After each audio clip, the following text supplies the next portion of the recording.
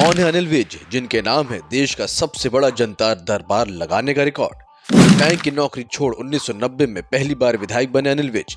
जनता 6 बार दे चुकी है इलाके की कमान। अंबाला का लड़का कैसे बना भारतीय राजनीति का लोकप्रिय चेहरा, हर चुनौती का किया सामना।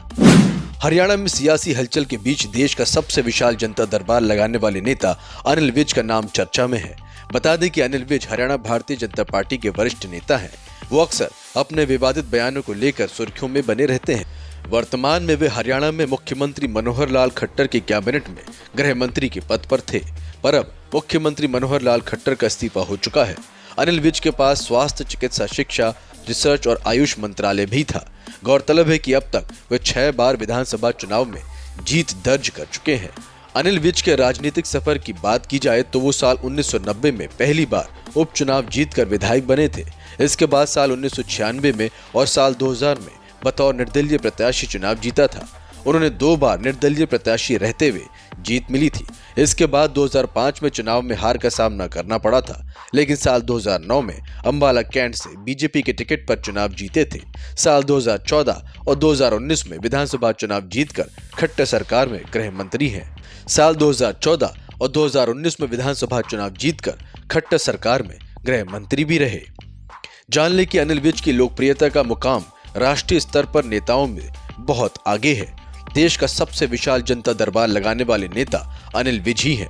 राजनीति में कदम रखते हुए वो 1990 में हुए उपचुनाव में जीतकर पहली बार विधायक चुने गए थे। अब हरियाणा के गृह मंत्री बनकर देश भर में नाम कमाया और आज देश के सबसे लोकप्रिय नेताओं में शुमार हो गए हैं। अनिल विज का जन्म 15 मार्च 1953 को अंबाला में हुआ था। उनके पिता का नाम भीमसेन था, जो कि रेलवे में अधिकारी थे। पिता के गुजरने के बाद घर की जिम्मेदारियां विज के कंधों पर आ गई थी।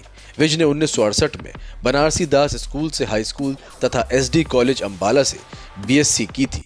अनिल विज राष्ट्रीय स्वयंसेवक संघ के छात्र संघ अध्यक्ष अखिल भारतीय विद्यार्थी परिषद में शामिल हुए जब वे एसडी कॉलेज अंबाला कैंट में पढ़ रहे थे।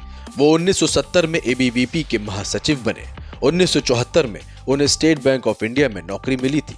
16 साल तक उन्होंने बैंक अधिकारी के रूप में काम किया। 1990 में जब सुषमा स्वराज राज्यसभा की सदस्यता चुनी गई तो अंबाला कैंट विधानसभा सीट खाली हो गई। इस सीट पर उपचुनाव होना था।